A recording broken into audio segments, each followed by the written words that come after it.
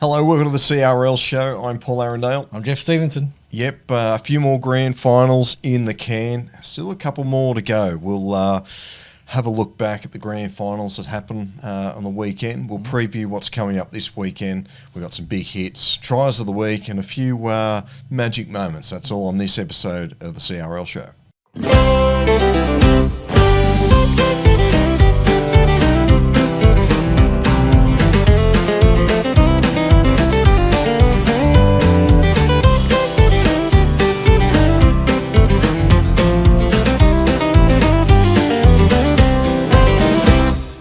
Yeah, thanks for joining us. Geoff, did you get out and see anything on the weekend? Yeah, there was plenty of options of grand finals and preliminary finals to watch, but I got up to Old Bar. Love going up there this time of year anyway. For those that know it, close to the beach, you know, you're not far from the caravan park, the graveyard, one of the many graveyards of the country rugby league kind of territory, and they did it. The good old Pirates got the cookies. They It's another town. They're all doing it, but it's one of those towns that you drive in and they've got the stuff up on. People have got it up on their letterboxes, and there's pirate stuff everywhere. I'm sure the whole town was at the ground. Yeah. The meat patties in the gravy were flowing. I love it when you see like a player after a match smash and run. I saw a few of those guys like reserve graded, not finished off, and it's like, right, let's get into them kind of thing.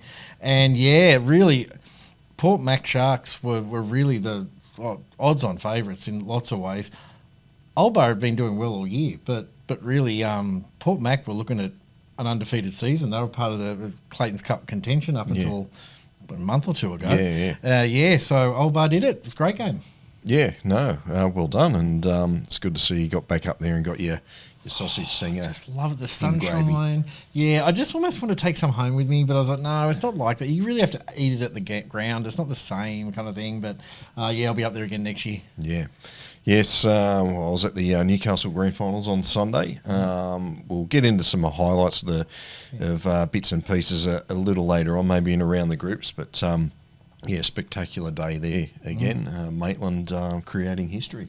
Yeah, and it was probably the least closest grand final of some of the ones we've been talking about. But Maitland, like I keep comparing him to Penrith, but just in that aura that they have, and the Goannas had a real shot at them, but there's just something about them in those big games as well. Yeah. Like Maitland have come back to the pack a little bit this year, a little bit Penrith-esque, but get them to a grand final. They're really hard to beat. Yeah. Now we'll get into some of the results. We may as well start with the Newcastle grand finals. We'll go through all the grades. It kicked off with 19s. South Newcastle 18-16 over Western Suburbs. West had this in the bag until the final minute. South score level things, then a great kick from the sideline, which we might show now. Here it is on the screen. Absolute ripper of a kick. That wins. Yep. Souths win. West's runners up 2 years in a row. They had the controversy of losing on a 7th tackle last year, and then they get beat this way. So, in all grades it doesn't matter, but under 19s, obviously it's a young fella kicking from the sideline. That must be the nerves flowing through you. Must be just intense, and he did a great job of it. And you can see yourself on the big screen as you're lining it up too. Yeah, so that's on that side of the field, all the fans, family, friends, everyone will be behind you. You just got to blot them out. So that was a great finish. And the other games, reserve grade was Maitland 24-14. Then the women's tackle premiership 27-26 to Maitland, went into Golden Point extra time. We'll pop up this moment too from this grand final. Unbelievable from Maitland, the field goal going over. What I love about that is the halfback was up almost level, sort of. What I'm trying to say is that basically all the defenders went to the halfback Brooke Carter. Yeah. Waiting back there was Tia Cook, the 11, and slotted over. It was don't see, men can't plan a field goal that good. No, and you don't have time. Like I said, we're not. I haven't played. I can't talk from experience, but there's only a really short amount of time to organise that. Remember that play we've done at training where you stand there and that kind of stuff. So to make that happen and for it to go over, what a finish! And finally, in first grade, it was Maitland making it 4 in a row. This time defeating Cessnock 30-8. Scoreline doesn't indicate it, but it was a really entertaining game. Here's some highlights of that grand final. Spruce appealing to the referee. Comes to Lamb across field. He does the Elias. Linking up here with Langbridge. Pops the pass to Sopalola. 6 metres away here, Maitland. Left side. Comes to Langbridge. Langbridge the jig to Sopalola. Quick hands and another one in the corner. Newenhouse. Huth comes back to the left. Here's Massima. Massima pops it to Young. Quick hands for Woodbury in the corner. Quick play the ball. Spruce out of dummy half quickly. Finds O'Donnell. Quick hands here for the Pickers. Lamb pops the pass here. And James Bradley's over. This is a big body blow. Still 4 out to the right. They go that way with O'Donnell. He's got Langbridge and Van Darnell. O'Donnell's gone straight through. The big dummy. Chad O'Donnell will coast across untouched. They go to the left. Ernst on to Massima. Pops the pass straight into the hands of Luke Knight. It is good night. He's run away with it. Young won't catch him. Luke Knight signals to the crowd. Ernst, the cross kick. Kicking towards the wing of Woodbury. Woodbury, he's taken it. What a specky. And that is full time. Maitland are champions. They are the best team in Newcastle Rugby League once again. Yeah, so that was a fantastic finish in the end. And Maitland, like I said, will that aura kind of continue on to next season? We will wait until 2026. And then we went down to Group 9, Grand Finals. It's been a cracker of a season down there as well. Looking early on at the tag, it was a big day down there. Tamora went down to Wagga Brothers in the tag, 16 points to 14. Another close one. 18s, which I might talk about a bit later, because Cootamundra. Under 18s, they took the title 26-22 against the Kangaroos. In women's tackle, Young ended up finishing ahead there, 16 points to 10 against Estella Storm, which had great support down that way. And in reserves, Albury, unfortunately, they went down in extra time to the Kangaroos, 17 points to 12. And in the big one, Gundagai, I'm assuming everyone would consider this an upset. Defeated Wagga Brothers 10 points to 6. Really close. Wouldn't say dour affair, but it was a real close one down there. Gundagai, to their credit, Wagga Kangaroos, have been just dominating this year. And it doesn't really matter in the end when it comes to grand final. You got to win that one. So well done to Gundagai. Yep, we'll pop up some highlights of this Group 9 grand final for you. Here they are. Dwayne Neville in commentary. So half a metre away here, Gundagai. Here on the last. And they're playing it on the run here. The Gundagai Tigers, Tyrone Gorman in the right corner. From 2 knock-ons deep inside their own half a field. Here comes Hayden Ashcroft. Floats that one in the Royce Town. Here comes James Morgan. Once again, the right corner is going to be the friend of the Gundagai Tigers. Up to the padding now, about a metre shy here. Wagga, here comes Zach Graham. Foster with a pass, finds that one to Nathan Rose, and here come the Roos via Oliver Hosking. They're seconds away now from another premiership, and if it does remain as it does, Tyrone Gorman now is going to run into touch. The Gundagai Tigers have done it. The Gundagai Tigers have won it. Yeah, entertaining game. Well done to Gundagai. I think they're still celebrating out there. Yeah, and there's plenty of celebration around. A mixture of teams winning premierships there. Women's tackle, you got Young and the Kangaroos, Gundagai. So, there's a bit of celebration all in the Riverina, all over the patch. Yeah, moving on to Central Coast. It was their grand finals on the Saturday, and it was a massive day. I think it kicked off at, before 9. It started with Ladies League tag, Erina winning that over Terrigal 14-0. The 19s went to Kincumber 26-8 over Erina. Open grade, Wyong 30-18 over Kincumber. Then it was women's tackle, Wyong again 24-12 over Budgewoi. Reserve grade, the entrants winning 18-14, and then in first grade, Kincumber Colts 18-12 over Tukley. 2 years in a row, Tukley runners-up. They did win it 3 years ago, though, so 1 out of 3, still not bad. Yeah. And it's sort of funny that, it seemed like a very open competition going into the season, but it came down to probably the 2 dominant teams that we may have predicted at the start of the year to be in the final. So, and a close finish in the end as well. So, a great season down Central Coastway. Yep, here's some highlights. Justin Jenkins calling this one.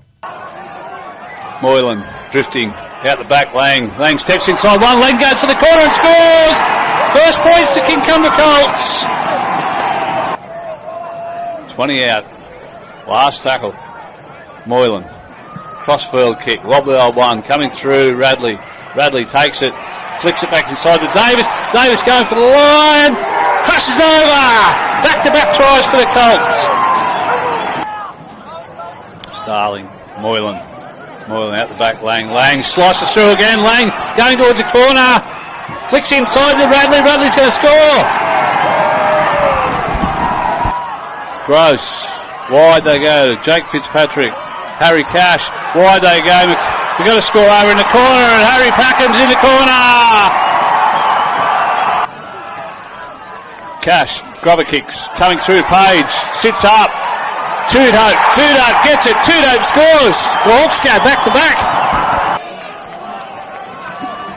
Fitzpatrick. Short to McCudden, who flicks it out the back. Hawks. Tudope still going. Tudope looking offloads. They're in. The Hawks are over. And there goes the full-time siren. Nathan Davis knocks it down and picks it up and throws it into the crowd.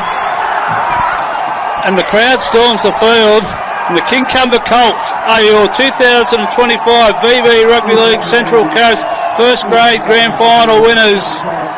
All right, there was 2 more grand finals played up at the Gold Coast and Brisbane. We'll get to those highlights a little later on, but we'll quickly read out the results of the other fixtures that happened, and then we'll get into some tries of the week and around the group. So kick it off first. George Took Shield grand finals, Harden 20-18 over Crookwell in the ladies league tag. Then in the men's, a close one again, Gundagai Tigers 18-16 over Harden Hawks. The Group 7 prelim saw Shell Harbour 34-8 over Albion Park to advance to next week's grand final against Kiama. Yeah, that'll be a great grand final next week, and I'm looking forward to that one. Harvey Norman Premiership semi-finals have rolled around, and Cronulla, in a close one, defeated Mounties 30 points to 26, and the Knights against Illawarra 34-22.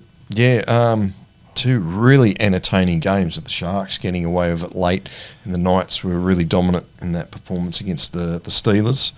Yeah, right. Jersey Fleet prelim final. This is a funny game. 40-36 Penrith over Cronulla. Penrith, I think, led 32-0 at one stage. Yeah, so, wow. Well done to the Panthers. And then in the knock-on effect prelim, Warriors too good for Parramatta, 40-14. Yeah, so like I said, there's going to be some big grand finals coming up next week with those respective competitions. But yeah, it'll be still the footy hasn't ended yet. We'll talk about later on. There's some great games coming up.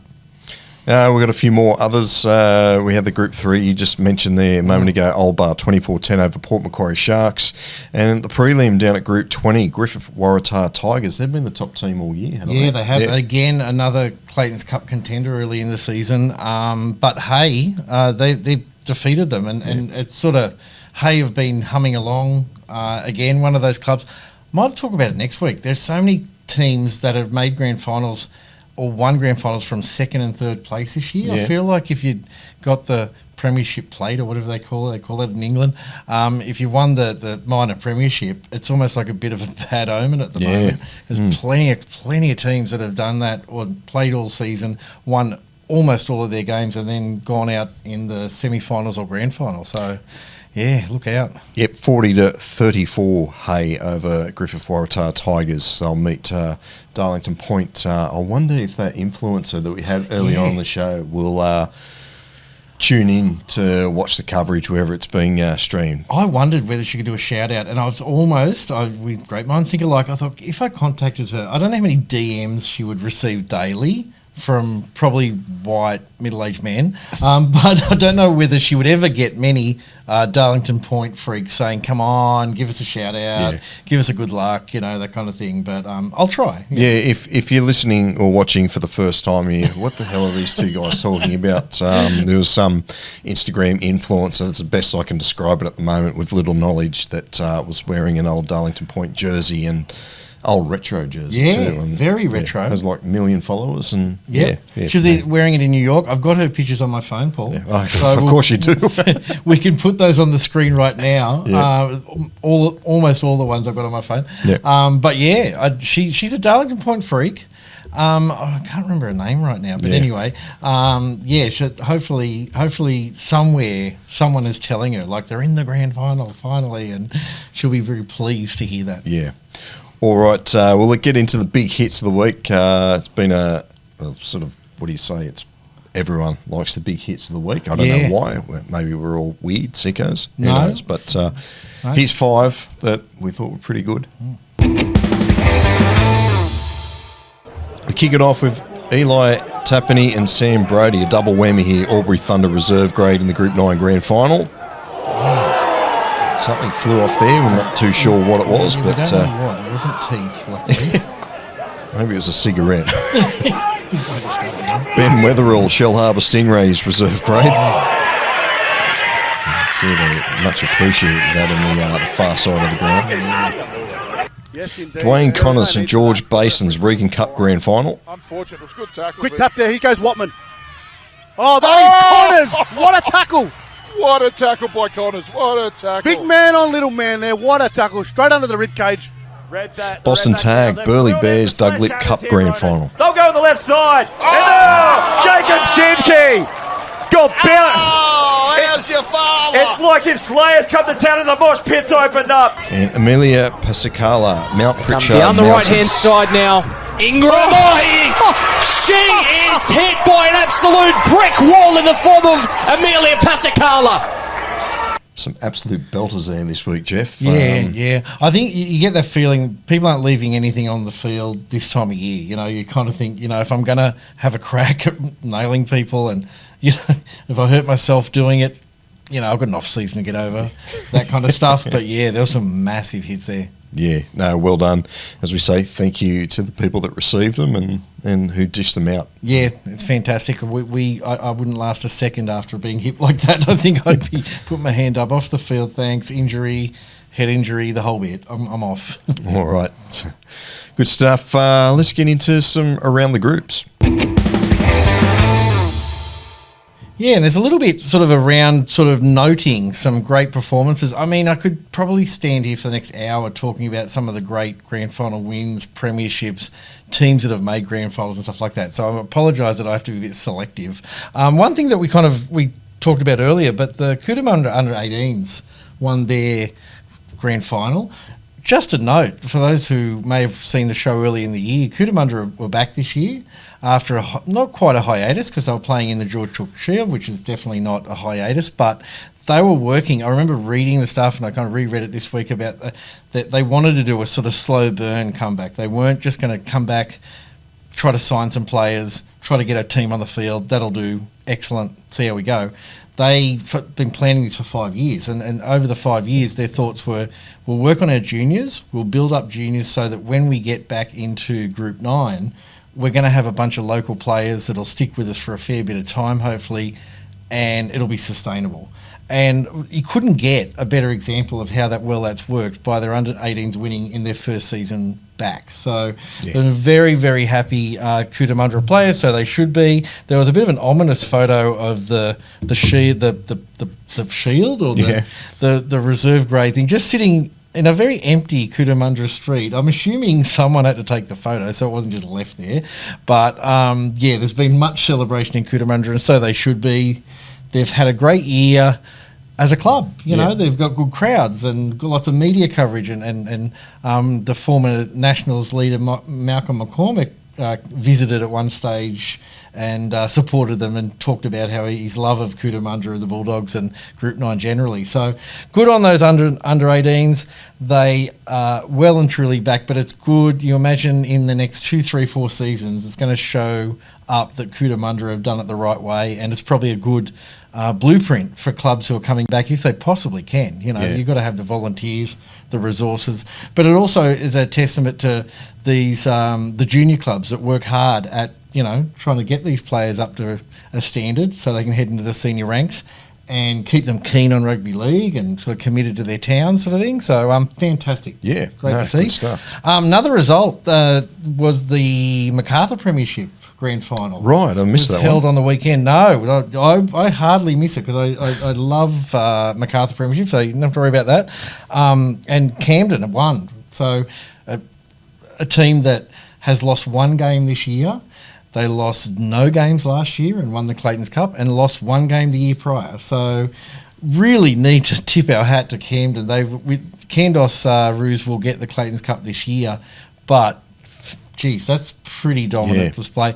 That MacArthur Premiership, you often see some clubs that might sign some ex-NRL players. We've had Corey Norman down there. Ken Seo is still playing for Campbelltown. Camden really are doing it their own way as well. They've just got good juniors, that they're good players that are back behind the club and, would do anything for the club. And they defeated Campbelltown Collies 32 points to 26. And, like I said, they had one loss through the year by 8 points against Mittagong in the I think it was in July. So So really just one loss away from 2 years undefeated. Yeah, that's crazy. Yeah. So well done the Rams, and they've been celebrating, and Jesus, the expectations next year, like this must be really hard for these teams that do so well that they go, geez, we've got to come back again next year and try to win every game as much as we can, sort of thing. So anyway, good on you, Camden. Estella Storm, they went down. Now, I love their story, that they really just established themselves as a women's tackle team. I don't know whether they've got any interest in setting up a men's team. It's lovely to switch that narrative around, because it's often men's teams going, can we find enough women to join our club to form a women's team? They're just like, no, we don't need to do that, and they don't, I think. But what I did love is a bit of a tribute from the brothers that made these hoodies that were those, for those who are listening, they're those split hoodies, jerseys, where it's got one on one side, one on the other. Cool. And I don't know how they made them or got them made. I don't know whether some of those companies that make that kind of stuff got them involved, but absolutely love them. So a hoodie with the Estella team on one side and Wagga on the other. So, fantastic. I really liked that. Also, just as a bit of a tribute, I guess, from the men, sort of saying, we're here for you guys, gals, and stuff like that, supporting you when you've done the hard yards. Like, again, a team that started from not much and they got to a grand final and lost very closely. So, and something I've been sort of talking about the past few weeks, but I want to give a little tribute out there to some of the community competition clubs who have done well enough that if they qualified for the Clayton's Cup, they certainly would have been in contention or potentially winning it. But we've discussed before, when you're a community club, you don't qualify. Clayton's Cup is essentially for group competitions. And there's probably reasons behind that. It's a bit of tradition, and that's just the way it's been. I've always talked about us potentially setting up another version, the Clayton's Cup, or God knows what we call it, but something that recognises these other clubs. Because we talked about Stanthorpe Gremlins winning 9 straight, 9-0, and winning their grand final in the Border League, like a month ago, that wrapped up. But Lake Catai on the weekend, they were able, they've made the grand final, and they have won 12, drawn 1 and lost 1 this year. Yeah. St George's Basin, they've had a remarkable season in the Reagan Cup. They've won 13 straight, so they have undefeated 13 games, won the grand final. Fantastic. Avondale Greys, they had a great Harrigan Plate. They won 14 games and lost 1. Yep. And also Oberon. So Oberon, who won the Woodbridge Cup, they won 15 games and lost 1. So shout out to those clubs. I said, I sort of think that if you've won that many games in a competition, no one cares what the competition is. Yeah. You're only playing against the opposition that kind of match you in one way or another. Doesn't make it that you're a superpower, you're amazing, and because it's a community competition, you still have to beat all those teams. So, yeah, absolutely. So anyway, that's good on those guys, good on those teams. Again, they'll be back next year trying to do it all again. And one thing I like about community comps, often, like you look at Lake Catai, then I can't imagine they're signing players from anywhere else or all that kind of stuff. Very likely it's just a bunch of players who have been together since juniors who have worked their way up into seniors grades and that kind of stuff. So especially teams like Oberon and Stanthorpe, where there probably there isn't a lot of towns nearby that you might travel from, or other teams you might get players from and stuff. Yeah. So yeah, anyway, good on those teams. But yeah, that's sort of my around the groups. Awesome. Yes, all right. We've got a few more results to get through, so we'll hit them now. It was the Gold Coast Grand Finals at Owen Park, the home of Southport Tigers. Yeah. It looked great behind the goalpost. The sea of blue jerseys for Tugun and the maroon of Burleigh. It looked great. They were loud. And they're all on the road because Southport isn't really close to either. So they sort of head up the coast. So that can be good though, I think, sometimes. Both teams, sort of a bit like Newcastle, both teams have to kind of travel. Yeah, no, it looked fantastic. But we'll get it through the results. 18s. It went to Beaudesert 24-18 over Currumbin. Burleigh went down in the 20s, 22-10 to Runaway Bay. Then they went down again in reserve grade, 14-12 to Mudgee Bar. Then the big one, the grand final, Tugun 30-26 over Burleigh. Burleigh were undefeated. There's the big one. You talked about that before. Here's some highlights of that. Mitch Rain, former NRL player, and Tyrone Peachy playing fullback for Tugun. Check it out. Oh, McConnell busts through one, busts through two, he's over the line, he's going to get it down! McIntyre stops him.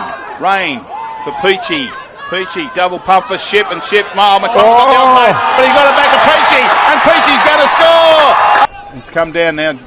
Jordan, dummy, goes himself at the close of the line, he bumps off! He's pushed, he's used his strength. Trick play, they hit left.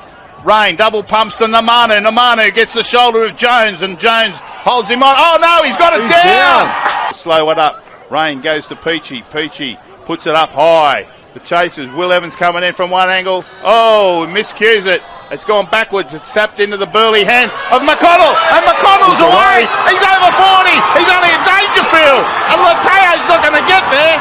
Dangerfield, he's sprinting his best.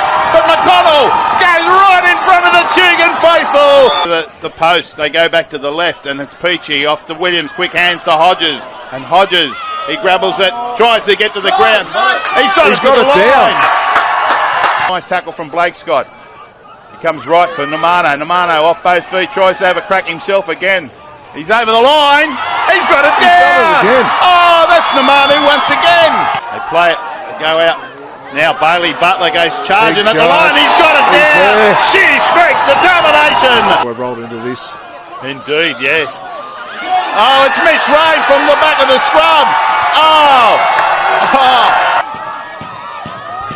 So. He's in. And there's the signal from the referee that signals Tugun Seahawks are back-to-back premiers of the Earth Fleet A-grade for 2025. Yeah, thanks to Ronan Byrne calling that one. Great call, as always. And, action-packed grand final. Yeah, fantastic. It's a bit like Old Bar too. It'd be a great grand final because the weather's warm. I mean, it's lovely weather at the moment everywhere, but you're near the beach and that kind of stuff. And really, really close game. Tugun again, like I said, they've hung in there all year. I think going under the radar, might be your advantage when you hit a grand final because maybe Burleigh went in thinking, maybe not saying it out loud, but thinking, look, we got this. We know how to win. We've been doing this winning thing all year, and then suddenly Tugun throws it on them. And close game, so it's not like it's Burley sort of fell in a heap. Tugun just rose to the occasion. Back-to-back for the Seahawks. Yeah, fantastic. One more. Brisbane, BRL Grand Finals. It was at Wynnum's home ground. And in the reserve grade, kicked things off. Carina defeating Brighton Roosters 18-16. And then in first grade, Redcliffe 32-12 over Carina. The Dolphins just too good. Yeah. Mike Wilson called all the action. Here's some highlights. Akadula in there. Lasala from dummy half. Has he got there? Motel Lasala. He has. Briefly. A few of the Carina big men gasping for air there. Knocked loose. To Howe drops it. Namumbo's going to go all the way. Oh, crucial error. Picked up by Namumbo. Played quickly. Smith to Taviri. Taviri's going to go himself here. Taviri's got it down, I think. Jones and Beckett doing the job. Continuing out left. Thomas Casey's there. Grubbers in. Touch by Nauma. Picked up. Casey. Thomas Casey. It's warming up. Here's Anita Parky out the back to Casey. Showing it out in front. Bullet pass. Caleb Jackson. Jackson's over. Out the back. Natapu. Oh, intercepted. Jackson's away. Well, he's only got Thomas Casey to beat. Caleb Jackson is going to bag himself a double in the grand final. Back to the 10. Natapu will get it. Natapu with the consolation try. 25 Brisbane Rugby League premiers, the Redcliffe Dolphins, for the first time since 2016. Yeah, another good crowd, good day at Brisbane. Fantastic. Maybe this is the exception of the rule because Redcliffe were looking strong all season, really, and they've ended up getting the biscuit. So, another great competition up there. One that I think we've said it's probably one of the longest competitions in the whole state and country when it comes to country rugby league. So they'll all enjoy a well-earned break. Yeah. It'll be Silly Sunday and Man Monday up there, and then a big rest. I know I mentioned it on last week's show, but Gold Coast and Brisbane are so close together. You have a lot of players swap each year. Yeah. Just have your grand final day separate, guys. Have a chat to each other and see what you can work out. Yeah, exactly. Even separate days for the same day. like you do this Saturday because people could do that. You could make a weekend of it and think, okay, I'll go to the Brisbane game Saturday and up down the coast for Sunday. It'd be fantastic. But it's unfortunate. But maybe the draws are worked out. Then they find out and go, oh, what do we do? You know, like what's done is done kind of thing. But anyway, great footy up Queensland way this year. Yeah. All right. We've got the tries of the week. We've already done the big hits. Maybe I've copped one. But here are our tries of the week.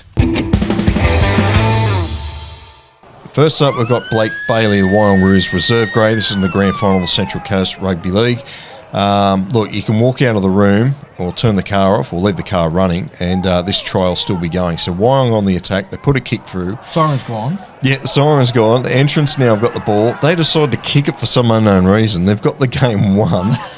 Kick it back to the Roos. So the Roos go back on the attack, 40 out. And then the 5'8 here makes a good run, steps up the opposition, dances around another, does a couple of dummies, finds a hole, almost loses the ball, somehow flicks it over to the winger Blake Bailey, who scores probably the longest try ever. Georgia Willie, Cronulla Sutherland Sharks. This is in the Harvey Norman Premiership semi-final. Pass coming out wide here. There's a chance for Cronulla. There's a chance here for Sampson. Sampson has support on the left-hand side. Trying to put the fullback in two minds or just trying to get past her. Oh, she's got it! Thrown away! What a try there for Cronulla!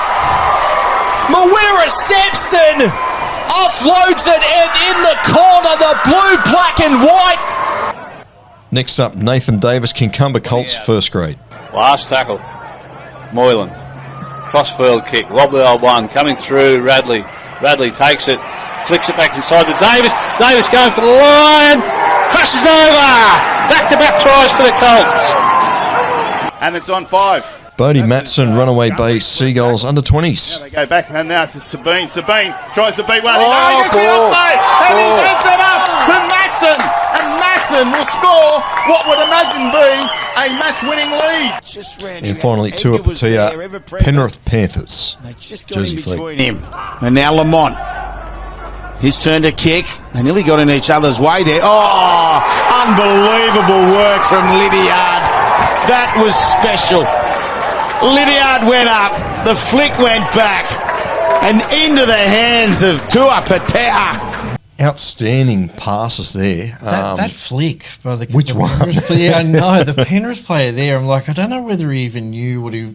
I'm going to say he definitely knew what he was doing, but it almost looked like I'm losing control of the ball, so I just flick it, and then it was on.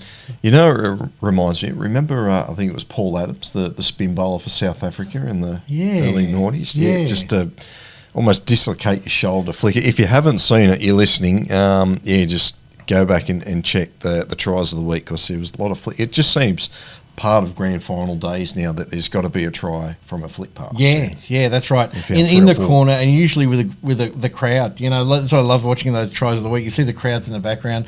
The weather gods have smiled on the grand finals at the moment. I don't want to jinx the rest of them, but the crowds. You know, imagine watching that, sitting in the corner with your, I don't know, patty on a roll maybe or something like that, and having a couple of drinks and stuff. It's just fantastic. Yeah, so a great crowd too at Moraybury Oval for the Central Coast Grand Finals. It looked fantastic. Yeah, well done. it's just been amazing. All right, we'll get into the fixtures that are happening this weekend. A couple of grand finals to wrap things up. Yeah, we've got Group 7 grand finals kicking off at Centenary Field down there at Albion Park. We've got 18s, Gerringong v Berry at 11:30, reserve grades Kiama v Shell Harbour Stingrays at 1:15, and then first grade Kiama v Shell Harbour at 3 p.m. I think I read somewhere Kiama have not done the double in first and reserve grade for 75 years. 75 years, wow. That's a big feat. And if, Reggie's win, then the first go, right, okay, it looks like we've got the first leg, it's like getting a two-leg multi or whatever. Yeah. Kiama too, another one of those teams that has been that second, third, fourth all year kind of stuff. So I don't know, Shell Harbour, don't want to jinx you, but there's been a lot of this going on, and it's going to be a cracker of a game. We're next, New South Wales Grand Finals.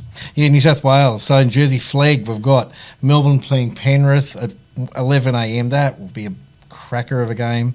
The Harvey Norman Premiership, the Knights play Cronulla at 1 o'clock, and then the New South Wales Cup Grand Final, the Dragons are playing the Warriors at 3:15.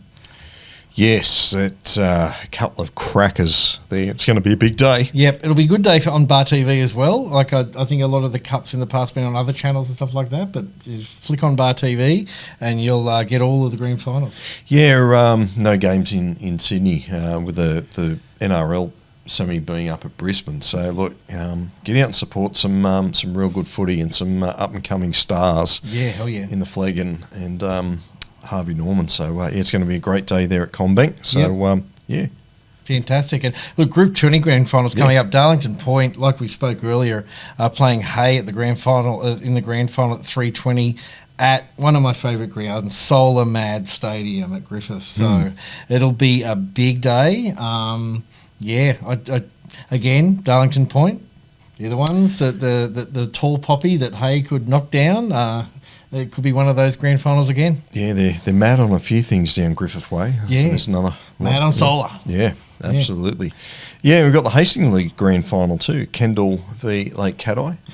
That'll be a good one. We don't know too much about the Hastings League. It's very hard to get info. And it's interesting. I don't know whether they had to prolong their season. They've had a lot of rain up there, but there seemed to have been a bit of a lag in their season at one point, because like you say, it's hard to get a lot of info about what's going on up there. But I know there were some weekends I'm like, no, they mustn't have played at all because weather and grounds and that kind of stuff. And I guess that's probably the advantage of some of these community comps. They've got a bit more flexibility. They're smaller and they can just say, look, we can knock it back a few more weeks. Council's happy, we're happy, that's fine kind of thing. So it'll be interesting to see. That'll be another great clash. I keep saying the same thing, as if a grand final, it's going to be crap. But Lake Cat-Eye, not quite out of nowhere, but they've sort of thrown down the gauntlet this year with having a near undefeated season. But the Kendall, they're going to be having a crack at them as well. Yeah. No, all the best to all the grand final teams. All the best. That's all I can say, really, isn't it? Yeah, that's right. May the best team win. I think it's been almost geez, really the exceptional grand finals this season have been the blowouts. Like they've been almost close in every competition we've been talking about. So, that's all you can hope for the fans. I mean, the losing fans can be heartbreaking when it's close, but geez, it makes for good footy. Yeah. All right. That's another CRL show in the can. We'll catch you next week. From myself, Paul Arundel. I'm Geoff Stevenson. We will see you next week. Cheers.